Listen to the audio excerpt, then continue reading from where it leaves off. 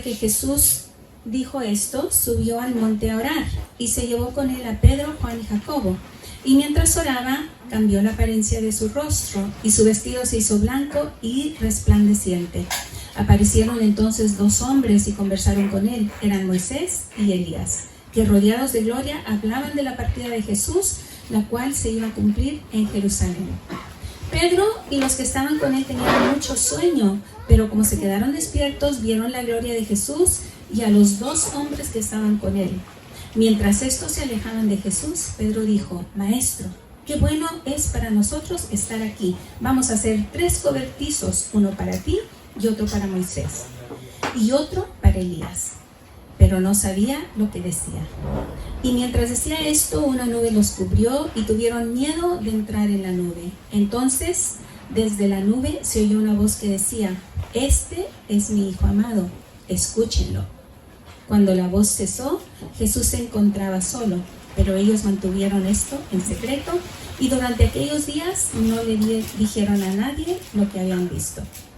Gracias, Señor, por tu palabra esta mañana, y ponemos en tus manos a Fernando, que tú hables a través de él, Señor, todo lo que nos tienes que decir. Abre nuestros oídos a escuchar y a estar dispuestos también a obedecer y a hacer cambios. En el nombre de Jesús, nuestro amado Señor, oramos. Amén. Hoy es el último domingo de Epifanía. ¿Se recuerdan que después de Navidad, cuando comenzamos el mes de enero, empezamos a hablar de esta palabra Epifanía que significa revelación de Dios? Y desde Navidad hasta hoy hemos ido viendo pasajes de la Escritura donde Dios se va revelando en Jesucristo. Hoy es el último domingo porque ahora comienza las 7 semanas hasta resurrección, la Pascua de Resurrección. Nora me preguntó esta semana por qué la isla de Pascua se llama Isla de Pascua. Ella no sabía, le dije porque la isla de Pascua se descubrió el día domingo de Resurrección, la Pascua de Resurrección. A eso vamos a llegar ya en abril. Hoy vamos a hablar de la gloria de Dios en el rostro de Jesucristo. Vamos a hablar un poquito de Moisés en Sinaí. Vamos a hablar de la transfiguración de Jesús en el monte Tabor.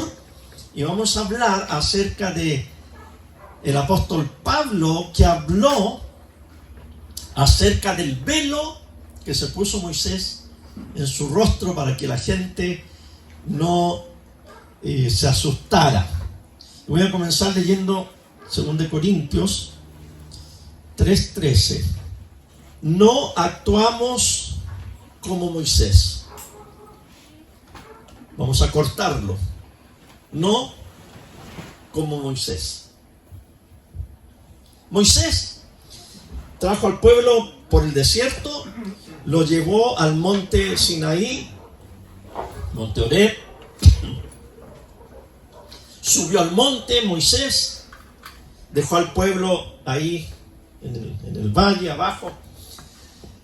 El monte se cubrió de nubes, rayos, centellas, truenos. Nadie tenía permitido subir donde estaba Moisés, cara a cara conversando con Dios, 40 días, 40 noches, recibiendo la ley, la Torá que Dios le dio a Moisés. Cuando baja Moisés del monte, su rostro brillaba, de tal manera que él no se daba cuenta, porque había estado en la presencia de Dios mucho tiempo, no se daba cuenta, pero Aarón, su hermano, y los líderes le dijeron: Moisés, nos da miedo, tenemos temor de ver tu rostro. Entonces lo que hace Moisés es que se pone un velo para que la gente no viera la gloria de Dios en su rostro.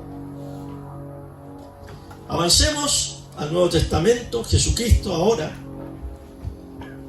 está en el monte, en otro monte, no está en el monte Sinaí, está en el monte Tabor.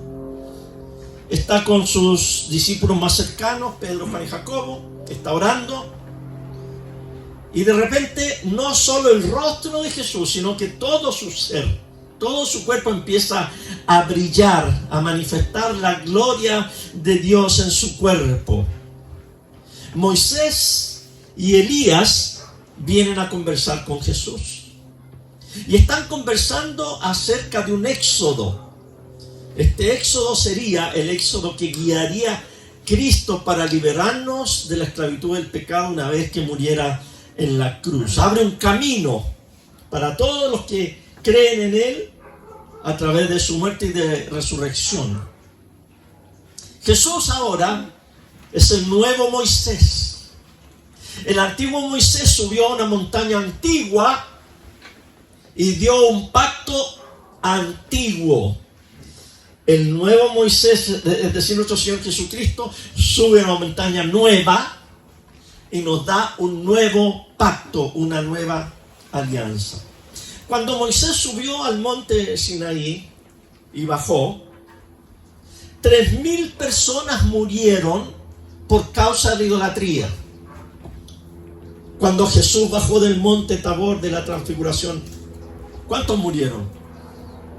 Ninguno. Al contrario, había un niño enfermo que los apóstoles no podían sanarlo y Jesús lo sanó. Pero luego en Pentecostés, 3.000 personas fueron salvas. Pentecostés celebra la bajada de Moisés del monte Sinaí con las tablas de la ley. Cuando baja Moisés con las tablas de la ley y se enoja, manda a matar a 3.000 personas que habían sido idólatras con el becerro de oro. En cambio ahora, en Pentecostés, cuando baja el Espíritu Santo, en vez de matar a 3.000, salva a 3.000 personas. Volvamos ahora a la reflexión que hace Pablo de este acontecimiento. 2 Corintios 3:12. Por lo tanto, como nosotros tenemos tal esperanza, actuamos con plena libertad. No actuamos como Moisés, que se cubría el rostro con un velo para que los hijos de Israel no se fijaran en el fin de lo perecedero. Más abajo dice Pablo, todos nosotros, todos nosotros que miramos la gloria del Señor a cara descubierta como en un espejo, somos transformados de gloria en gloria en la misma imagen como por el Espíritu del Señor. Pablo dice que hubo una gloria. La gloria que recibió Moisés y que se reflejaba en su rostro es indudable. Y esta ley vino con gloria, y la ley es buena cuando se usa bien y se usa de acuerdo al propósito con la cual fue hecho. Fue dada por Moisés para que Israel saliera del paganismo, de la esclavitud, de la injusticia y de la idolatría. Pero esa gloria de la ley se desvanecería porque vendría la gloria de Cristo. La ley fue dada por Moisés, mas la gracia y la verdad vinieron por medio de Jesucristo. La gloria de Moisés fue pasajera, por eso la palabra que dice Pablo ahí es en Corintios, perecedero, perece, deja de ser. La gloria de Moisés fue pasajera, pero la gloria de Cristo es eterna y permanente. Esta es la reflexión que hace Pablo de este acontecimiento. Jesús entonces es la perfecta epifanía de quién es Dios. Jesús es la perfecta manifestación de lo que es Dios. Y eso, queridos hermanos, es lo que yo he tratado insistentemente de meterles en las tablitas de su corazón, en su mente, que Dios es como Jesús, Dios se revela en Jesús. Cristo es la perfecta revelación de Dios. ¿Quieres saber cómo es Dios? Mira a Jesús. Jesús es Dios en la carne. Pablo entonces creativamente interpreta el velo en el rostro de Moisés. Escuchen bien lo que voy a decir. Si no leemos la Escritura en el Espíritu de Cristo, mantendremos un velo en nuestra mente. Si no interpretamos el Antiguo Testamento en el Espíritu de Cristo, nuestra mente estará velada. Quiero hacer una aclaración. El Antiguo Testamento que tenemos nosotros aquí en la Biblia es la lectura cristiana de la Biblia hebrea. Mire, son como 2/3 de nuestra Biblia cristiana. La Biblia que tenemos nosotros es Biblia cristiana. Esto es la Biblia cristiana. Esta es la Biblia hebrea.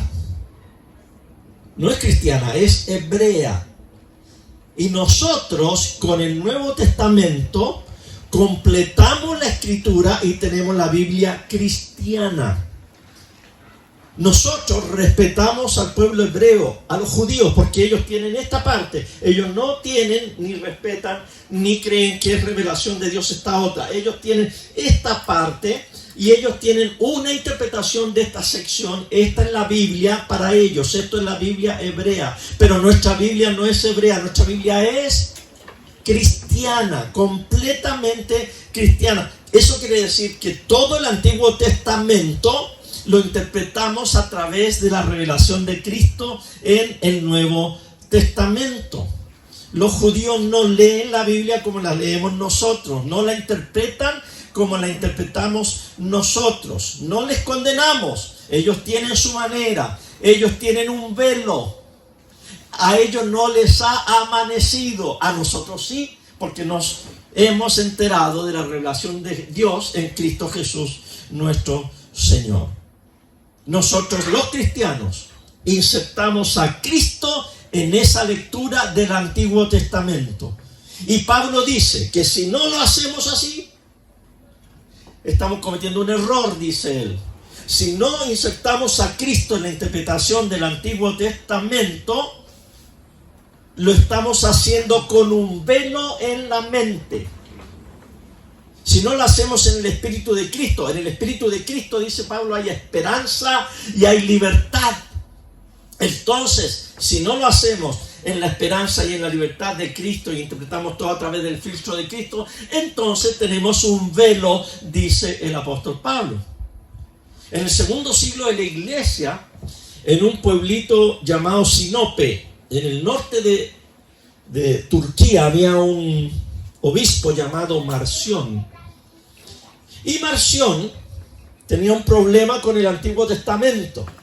A lo mejor es el problema que tiene usted o que tengo yo, que empezamos a leerlo, es el problema que tiene la Jackie con los caballos, ¿verdad? ¿Por qué tenían que morir los caballos? ¿Por qué no se matan entre los soldados los pobres caballitos? Que Dios mandaba matar hasta los caballos, los niños, las mujeres, los paganos, todo. Entonces ese problema lo tuvo, imagínense, en el segundo siglo la iglesia Marción, obispo de Sinope. Y él no halló mejor cosa que decir que existían dos dioses. Un Dios malo, y ese Dios malo se llamaba Jehová, y un Dios bueno, y el Dios bueno se llamaba Jesucristo. Por lo tanto, todo lo que estaba escrito por el Dios malo, el Antiguo Testamento, y todo lo que creían los judíos, era de este demiurgo, le llamaba él, el Dios dividido en dos, la parte mala. Entonces él no halló mejor cosa que votar el Antiguo Testamento y quedarse solamente con el Nuevo, y decir solamente el Nuevo es la revelación de Dios y lo demás es todo malo, no es de Dios. Y hizo una solución muy mala, no entendió lo que realmente quiere decir tener una Biblia cristiana y leerla a través de Jesucristo y sacarnos el velo que está en la mente. Marción no lo supo hacer. Pero si nos venimos al tiempo de hoy, hay otro extremo, que son los cristianos fundamentalistas, los cristianos ultraconservadores, que ellos lo que hacen es que tampoco miran el Antiguo Testamento a través de la luz de Cristo. Ellos también están equivocados. Y les doy un ejemplo.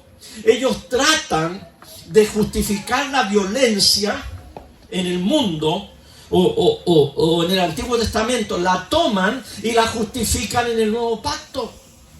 Las cruzadas, los asesinatos, los genocidios de las cruzadas están justificados porque Josué hizo lo mismo y como está en la Biblia, Dios lo aprueba. Hermano, ustedes, no sé si se han enterado que hay cristianos hoy, en este momento, que están apoyando a Vladimir Putin en la guerra contra Ucrania. Están diciendo que Putin está haciendo lo correcto porque es el único presidente del mundo conservador que está sosteniendo los principios morales, está al lado de la iglesia cristiana y está en contra de la inmoralidad y está en contra de los homosexuales. Y de hecho, Putin dice que el presidente de Ucrania es un drogadicto y un nazi. Y claro, todos los cristianos estamos en contra de los drogadictos, estamos en contra de los nazis, en contra de toda la inmoralidad. Entonces Dios está del lado de Putin. Qué bueno que invada Ucrania. ¿Ustedes sabían que hay gente que piensa así? ¿Y por qué piensa así? Porque están equivocados y tienen un velo para justificar la violencia hoy en día, basada en que en el Antiguo Testamento también había violencia y que Dios la aprobaba. Están equivocados como Marción.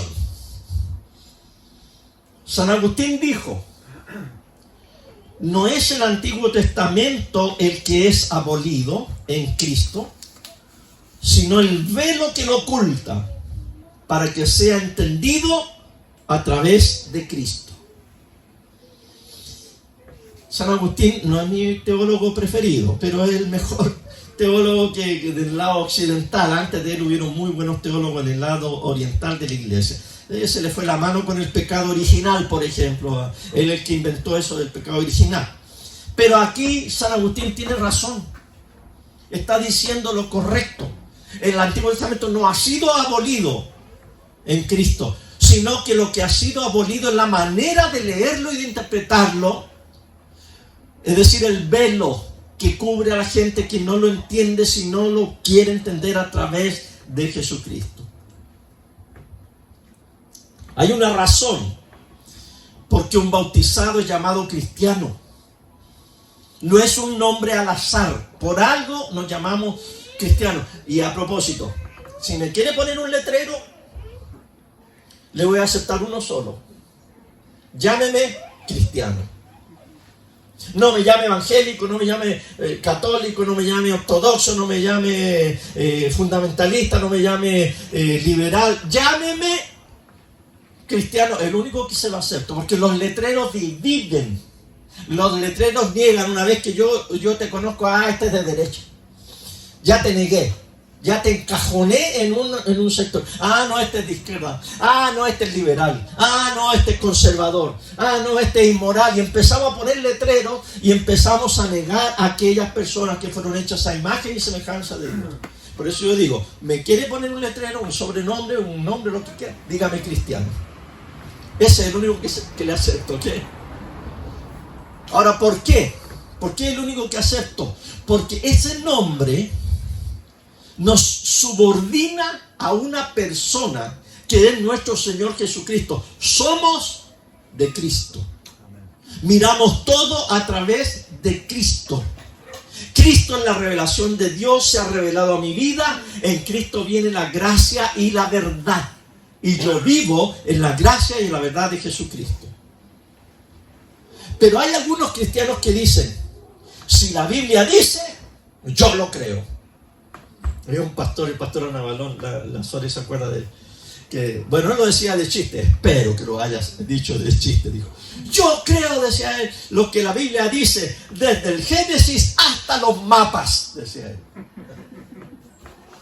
Y una vez me acuerdo que predicando dijo, yo creo lo que la Biblia dice, y si la Biblia dice que una ballena se comió a Jonás, yo lo creo. Y si la Biblia dijera que Jonás se comió una ballena, también lo creo, decía él. Cuidado con eso de que la Biblia dice. Pablo lo que está diciendo es que decir que la Biblia dice es incorrecto. No lo hagas. Si lo haces, estarás usando la Biblia con un velo en tu rostro. Tendrás la escritura velada. Porque el cristiano que lee la Biblia desde Jesucristo, desde el Nuevo Testamento hacia atrás, lo que hace es que lo lee con un filtro y sacándose el velo y mirando a Cristo y cómo Cristo interpreta la Biblia.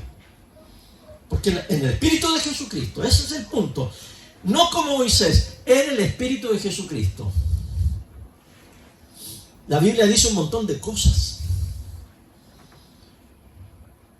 No hay nada que yo no pueda encontrar en la Biblia. Y lo puedo sostener si tengo la habilidad de encontrar los versículos adecuados para respaldar lo que yo quiero decir. Los versículos que me acomodan a lo que yo quiero decir. Pero Pablo no haría eso. Pablo dice que tenemos que interpretarlo todo a la luz de Cristo. Y si no lo hacemos a la luz de Cristo, nos estamos poniendo un velo sobre nuestro rostro y no podemos ver lo que Dios nos quiere decir. Les voy a poner un pequeño ejemplo. Hay muchos ejemplos y esto los podemos ver en Eclesiastés. Pero esta mañana yo estaba orando y me tocó leer el Salmo 10. Señor, ¿por qué estás tan lejos? La Biblia dice, Salmo 10, versículo 1, que el Señor está lejos. Amén. Hermanos, la Biblia dice en el Salmo 10 que el Señor no está cerca de nosotros, que el Señor no está con nosotros, que el Señor está lejos. Así dice. Dice, Señor, ¿por qué está lejos? Dice, ¿por qué te escondes en momentos de angustia? El Señor se esconde cuando tú estás angustiado. La Biblia lo dice. Ya escucho a algunos de ustedes que dicen, Fernando, sácate el velo. Inmediatamente cuando yo leí eso en esta mañana, y lo tengo en la otra Biblia, lo tengo subrayado y tengo una flechita y tengo puesto ahí una palabra que dijo Jesús: he aquí que yo estoy con ustedes todos los días hasta el fin del mundo. Pequeño ejemplo, para muestra un botón. Usted no puede decir la Biblia dice que Dios está lejos. Usted no puede decir que Dios le ha abandonado. Aunque el Salmo dice, Dios mío, ¿por qué me has abandonado? Aunque lo diga, usted tiene que leerlo a través de Jesucristo e interpretarlo a través de Jesucristo. Y de esa manera nos sacamos el velo que nos interrumpe entender qué es la revelación de Dios en Jesucristo. Además que Jesucristo, antes de decir eso, dijo, toda potestad me es dada en el cielo, en la tierra. Por tanto, vayan. Yo les doy a ustedes el poder. Ustedes echarán fuera demonios, ustedes sanarán enfermos, ustedes serán mis testigos en Jerusalén, Judea. El Señor está derramando todas esas promesas y luego dice, he aquí yo estoy con ustedes hasta el fin del mundo. Entonces yo me agarro de eso porque eso es revelación de Jesucristo, y todo lo demás que me salga del resto de la Biblia, yo lo voy a interpretar a través del rostro descubierto, viendo la gloria de Cristo. Aquí mismo Pablo dice en 2 de Corintios 3, porque la letra mata. Pablo está hablando de la letra de la Escritura. Pablo dice, la letra de la Escritura mata, pero el Espíritu vivifica. Pablo está hablando de la letra de la ley de la Escritura cuando no se ve a través de la gloria de Cristo, sino con el velo. Cuando no vemos a Cristo, esa letra de la Escritura mata. Yo puedo tomar la Escritura, que es una espada de doble filo, y puedo matarte, y puedo condenarte, y puedo formar una religión, una secta a la pinta mía basada en la letra de la Escritura. Pero dice Pablo, no es la manera correcta. La manera correcta es a través del Espíritu de Cristo sacándonos el velo. Lo dice Pablo, no lo digo yo entre paréntesis. Por favor, cuando leemos la Biblia para encontrar versículos para condenar a la gente que no nos gusta, con la que no estamos de acuerdo, es leer la Biblia con una mente velada y dejamos de lado la belleza y la luz de Cristo. Miren el cuadro de Moisés. Moisés está bajando del monte. Dios le dio las tablas de la ley, 2 tablas de la ley, una que tiene relación a Dios y el ser humano, y la otra tabla, la otra mitad tiene relación entre los seres humanos. Pero cuando baja del monte, ve que el pueblo está adorando al becerro de oro. Y Moisés, con su rostro encendido de la gloria de Dios y todo, se enoja tanto que rompe las tablas. Yo no sé si se las rompió en la cabeza a alguien, pero esta imagen de ira, esta imagen de matanza, esta imagen de la gente triste y asustada de Moisés bajando del monte, esta es la imagen de aquel que no le ha amanecido, no ha visto la luz ni la gloria ni el rostro de Cristo. Pero esta imagen, desgraciadamente, es la imagen de muchos pastores hoy en día, que no tienen tablas de ley, pero tienen la Biblia.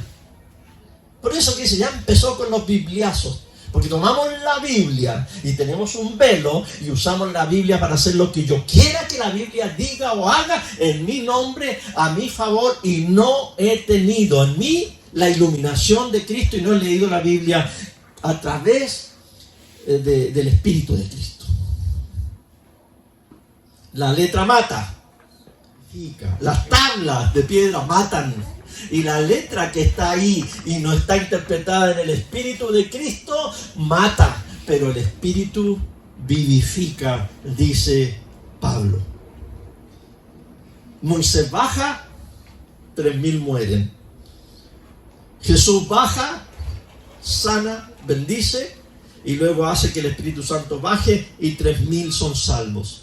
Así que, queridos hermanos, la Biblia no es una bodega de municiones para preparar nuestros argumentos y lanzarlos como flechas. La Biblia, más que eso, es como un rompecabezas de 30.000 piezas. 30.000 piezas. Bueno, digo 30.000 piezas porque la Biblia tiene 31.000 o algo así de versículos. Como 30.000 versículos.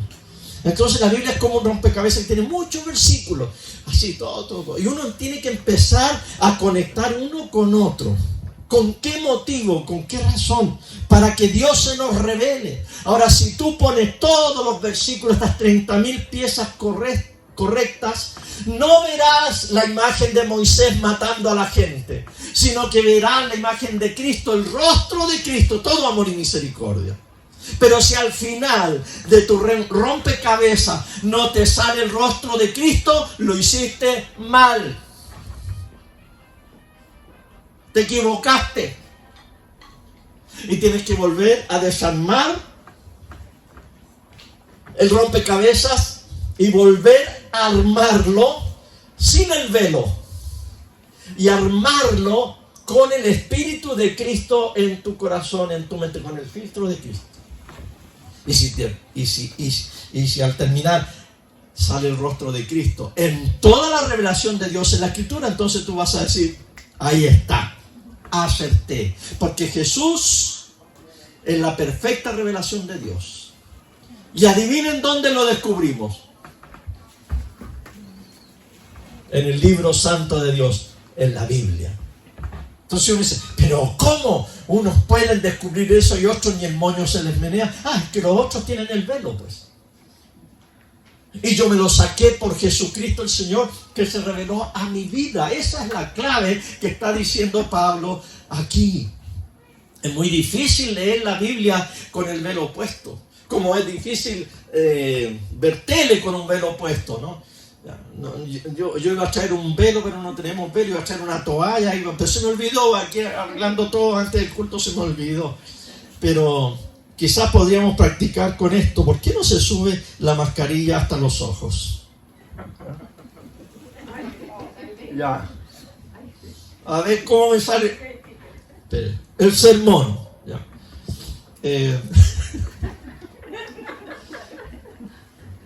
Ahí un poquito mejor, como no puede ver tele, no puede leer el diario, no puede leer libros, no puede ver la realidad si usted tiene un velo puesto en sus ojos. Pablo se refiere al velo de la mente, la que está velada y que no puede entender y no puede ver la gloria de Dios en el rostro de Cristo. El propósito entero de la Biblia, entero, desde Génesis a Apocalipsis, es revelarnos a Jesucristo y hacernos como Jesucristo. No es solo un ejercicio intelectual, No, es un ejercicio de vida. Leo la Biblia en el Espíritu de Cristo, entiendo a Cristo, se me revela a Cristo y luego yo empiezo a formarme a la manera de Cristo. Cristoformidad se llama eso. Mire lo que dice Pablo. Otra vez, recalco lo que dice. Todos nosotros que miramos la gloria del Señor a cara descubierta, como en un espejo, somos transformados de gloria en gloria en la misma imagen del espejo que es Jesucristo. Somos transformados de gloria en gloria en la misma imagen como por el Espíritu del Señor. Es decir, que si lo hacemos correctamente, cuando leemos la Biblia, veremos el rostro de Cristo en toda la Biblia. Un ejercicio que hicimos los de Eclesía. Salmo 119. El Salmo 119, el más largo de la Biblia, es una oda, una alabanza, una exaltación de la ley, de la Torá, de los preceptos, de los mandamientos, de los conceptos de Dios, del libro, esto que está allí, el Salmo 119. Y yo les dije, hoy como cristianos, nosotros no adoramos el libro, no adoramos la Torá, no adoramos la ley. Nosotros como cristianos, ¿a quién adoramos? A Jesucristo, que es la palabra de Dios. Así que les dije, en cada vez que en el Salmo 119 surja la palabra ley, mandamiento, precepto, palabra, etc., hagan un circulito y ponga arriba Jesucristo, Jesucristo y Jesucristo. Desde ese momento en adelante, hace un par de años atrás, cada vez que oro, canto, leo, medito en el Salmo 19, tengo toda la Biblia rayada y en cada vez que dice ley yo le puse Jesucristo. Cuando por ejemplo hay otro salmo que dice que la palabra de Dios es como miel, ¿cómo? Deseables son más que el oro, más que el mucho oro afinado. Y como la miel, más que la miel y el oro afinado. Bueno, entonces la ley, dice el salmista. Pero yo ya no soy de la ley, yo soy cristiano, yo no soy judío. Entonces para mí la ley no es la ley, sino que hoy es Jesucristo. Entonces para mí Jesucristo es más dulce que la miel. Para mí Jesucristo es más valioso que el oro refinado. Entonces yo con toda osadía, porque el apóstol Pablo fue osado, subrayo la Biblia y le quito ley y le pongo Jesús y me edifico porque estoy leyendo la Biblia sin el velo y lo estoy haciendo a través del Espíritu de Cristo. Eso es hacerlo correctamente. Queridos hermanos, por eso ustedes se inscribieron en el cristianismo, para ser cristianos. Ahora, esto no va a suceder de la noche a la mañana. No es que ya Fernando predicó de esto ya mañana usted va a entender perfectamente. No, esto es un proceso. La visión de la salvación cristiana es transformacional. Se va transformando de a poco, de gloria en gloria, de triunfo en triunfo, paso a paso, golpe a golpe, verso a verso. No es una cosa, ¡pum! Claro, la salvación, la declaración de la salvación es instantánea, pero el proceso de ser transformado, el proceso transformacional es lento. Pero Dios cada día nos va transformando. Digo que es transformacional, no transaccional. Porque muchos se convierten y dicen, no, yo no me quiero ir al infierno, yo me quiero salvar, me quiero ir al cielo. Entonces hago la oración del pecador, me bautizo, fírmeme aquí, ya, tengo el pasaje al cielo. Y cuando me muera, yo le voy a decir al Señor, yo hice la oración y yo fui bautizado. No se trata de eso. Se trata de que aquí usted empiece a ser transformado a imagen de Jesucristo y aquí usted empiece a vivir no una transacción de quienes se van y quienes se quedan, quienes se salvan y quienes se condenan, sino que es una transformación de mi vida para poder reflejar a Jesucristo al mundo, llegar a ser como Cristo poquito a poquito. Ahora no son rayos, ni truenos, ni centellas, sino que es la belleza de Dios en el rostro de Cristo, que al verlo una y otra vez llegamos a ser como Él es. Esa es la meta. ¿Por qué los maridos y las mujeres se parecen? Porque todo el día nos vemos y ya empezamos a hablar similar, a vestirnos similares, a reírnos de los mismos chistes, a enojarnos de las mismas cosas, porque es tanto contemplar el otro rostro la otra actitud, la otra manera, que al final nos vamos pareciendo. Lo mismo pasa con Jesucristo. Usted se va a parecer a Jesucristo mientras más lo contempla, más lo mira, y lo mira en toda la Biblia y deja que su espíritu fluya a través de usted, y usted se va riendo como Jesucristo, usted va a ir amando como Jesucristo, usted va a ir siendo compasivo como Jesucristo, usted va a ser al final como Jesucristo, porque al final esa es la meta del cristianismo, de la revelación de Dios, una familia de muchos hijos semejantes a Jesús, el Hijo de Dios. Pablo dice que leer la Biblia sin el Espíritu de Cristo, entonces es como tener un velo. Y solo cuando interpretamos la Biblia a través de Cristo, el velo se remueve. Por eso es que privilegiamos los evangelios. Por eso es que privilegiamos en los evangelios la letra roja.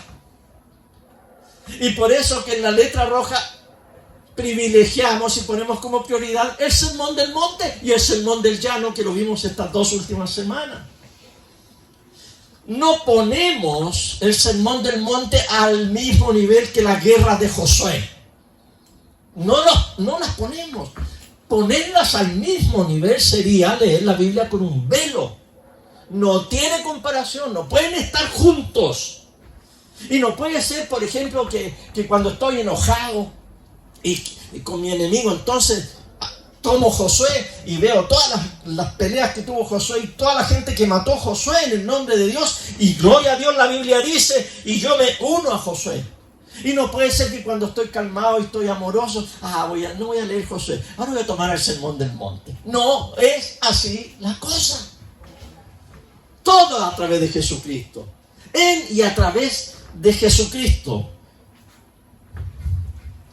Esa lectura pareja de la Biblia es incorrecta.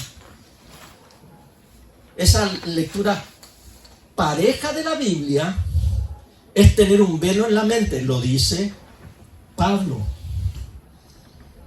No podemos poner a Josué al lado del sermón del monte. Tenemos que poner a Josué debajo del sermón del monte. Y tenemos que interpretar a Josué debajo de Jesucristo y sin el velo.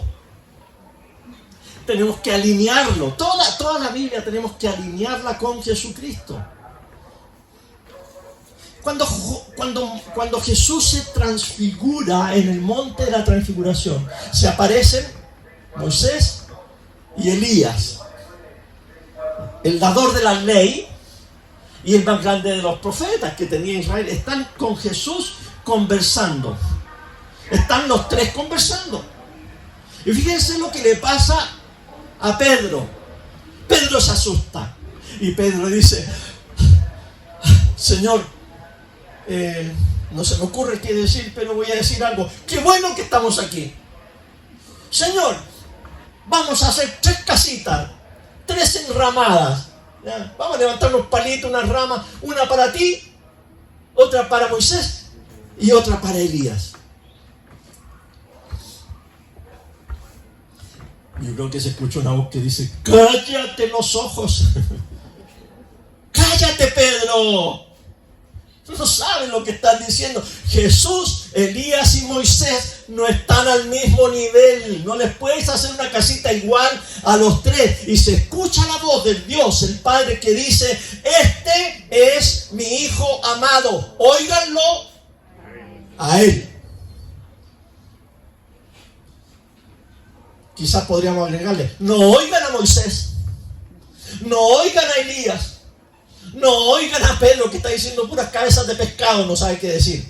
Óiganlo a mi Hijo amado, a Él, óiganlo. Y si usted ve el pasaje, dice que al final desaparecieron los otros 2 y quedó Jesucristo solo. Eso es cristianismo puro. Si queremos ser como Jesús, debemos mirar a Jesús más y más, tal como es y como se revela en la Escritura. No debemos dejarnos llevar por un Cristo liberal, por un Cristo conservador, por un Cristo fundamentalista, por un Cristo revolucionario, por un Cristo occidental o por un Cristo oriental, por un Cristo negro, por un Cristo hispano, o por un Cristo católico o por un Cristo evangélico. No dejemos llevarnos por el Cristo de todas esas versiones. Yo les voy a guiar desde aquí hasta el domingo de resurrección para que veamos y estudiemos a Cristo a secas. Es decir, vamos a abrir la Escritura, vamos a sacar pasajes de la Escritura, son 7 semanas de aquí al domingo de resurrección, y vamos a ver a Cristo a secas. Así se va a llamar la serie de sermones de aquí hasta resurrección. Cristo a secas, sin apellido, sin matices, Cristo a secas. Comienza el otoño y comienza el miércoles para un gran sector del cristianismo lo que se llama la Cuaresma, con el miércoles de ceniza este miércoles. Y de ahí son 46 días que hay que contar hasta el día de la resurrección. O creo que hasta el sábado de gloria, y el resurrección es 47, no estoy muy seguro. Un día más, un día. 46 días. Son 40 días de reflexión, de ayuno, de meditación en los asuntos espirituales. Más 6 domingos, da 46. Hay gente que este miércoles, tempranito en la mañana, va a ir a una iglesia católica a ponerse cenizas en la frente. Y andarán todo el día con la ceniza puesta aquí. Hay mucha gente que este miércoles va a andar todo el día con esa ceniza, y en el fondo nos va a estar diciendo: soy polvo y del polvo fui tomado y soy ceniza, me declaro mortal y pecador. Eso es lo que esta gente va a estar diciendo. Pero también va a estar diciendo: estoy convencido que cuando me muera, Cristo fue delante de mí a la muerte y me voy a encontrar con Cristo y no con la muerte. Por eso que me pongo esta ceniza, para recordarme el día de hoy de este caminar que tengo que tener con el Señor. Ahora, yo sé que la mayoría de ustedes no lo va a hacer, ¿verdad? Porque no tenemos esa tradición, la cuestionamos un poquito. Muchos dicen: eso es religión. Bueno, otro día les dije: nosotros somos religiosos, porque la religión no consiste solamente en tener teoría, en decir doctrina y todo. Religión consiste en tener hechos experienciales en la vida. Cuando usted se arrodilla, cuando usted alza las manos, cuando usted come del pan y bebe de la copa, eso es religión, porque son cosas prácticas, tradiciones ancestrales del cristianismo que hacemos. Somos religiosos, porque la religión es una estructura que nos lleva a conocer la revelación de Dios en Cristo Jesús. No queremos que nuestra relación con Dios sea solamente conocimiento y estudio bíblico y eclesía y sermones. No, queremos que cada día al salir de aquí experimentemos al Cristo resucitado en nuestras vidas. Y si para eso oramos por los alimentos, si para eso nos arrodillamos para orar, si para eso venimos a la iglesia, y si para eso comemos pan y bebemos vino, si para eso alzo las manos, para eso es que sentimos lo que se llama religioso en nuestras vidas. Bueno, como la mayoría de ustedes no se va a poner ceniza en la cabeza el miércoles, yo le voy a invitar a un acto secreto. Yo le voy a invitar este miércoles a ayunar. Y digo que es secreto porque no tiene que decirle a nadie. Así que si en la mañana le van a ofrecer desayuno, no, porque estoy ayunando para la honra y la gloria de Dios. No voy a tomar desayuno. Diga cualquier cosa. Lave su rostro, peínese, póngase perfume, porque eso es lo que dijo el Señor: cuando tú ayunes, no seas como los fariseos que le andan diciendo a todos hasta ojeras se pintan para que sepan que están ayunando. Nosotros vamos a ayunar. Hay mucho por qué ayunar. Hay mucho por qué ayunar, y ayunar es sencillamente dejar de comer ciertos alimentos o todos los alimentos el miércoles y dedicar ese día a la meditación, a la conexión con Dios por todas las peticiones que tenemos, tanto en el mundo como en la iglesia, como en nuestro país, y la cosa no está fácil en nuestra familia, etc. Así que yo les voy a invitar este miércoles a un día de ayuno, y lo hemos hecho ya varios años, ¿verdad? Este miércoles lo voy a invitar a ayunar. Puede ayunar completamente, o puede ayunar alimentos sólidos, o puede ayunar ciertos alimentos, no es estricto, pero juntémonos a las 8 de la noche aquí a orar a entregar el ayuno y a tomarnos una sopita o alguna cosa que alguien por misericordia nos prepare ese día, ¿ok? Los invito para comenzar este tiempo de Cuaresma a nuestra manera como iglesia.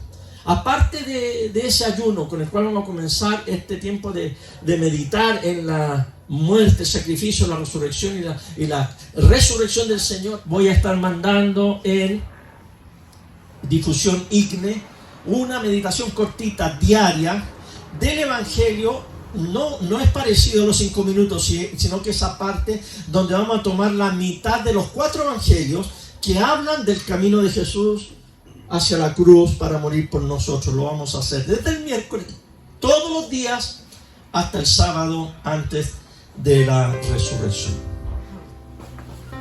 Señor, una vez más, rogándote la presencia del Espíritu de Cristo, que es el Espíritu Santo en nosotros, para que te reveles, Señor Jesucristo, en nuestras vidas cada día más y mejor, para entenderte, para amarte, para servirte y para leer las Escrituras sin el velo, sino en el Espíritu tuyo. Señor, ahora te pido que como iglesia nos prepares. Estamos terminando el segundo mes de verano, febrero. Se acaba el descanso, las vacaciones. Y ahora, Señor, esta semana ya el martes comenzamos en actividades en la iglesia, con el instituto, con el ayuno, con la ordenación de nuestras diaconisas y con todas las actividades, el almuerzo que vamos a tener con los líderes de la iglesia. Y todo se nos viene, Señor, ya una actividad para celebrar la resurrección de Jesús y seguir adelante como iglesia. Ruego, Señor, que tu Espíritu Santo produzca en nosotros el fruto y también el resultado de ese fruto para el avance de tu gloria y de tu reino. Y ahora, Padre, con un corazón abierto y humilde, venimos a tu mesa a comer del pan y a beber de la copa, recordando la muerte, el sacrificio de Jesús. A Él sea toda honra, toda gloria, toda alabanza por los siglos de los siglos. Amén. Amén.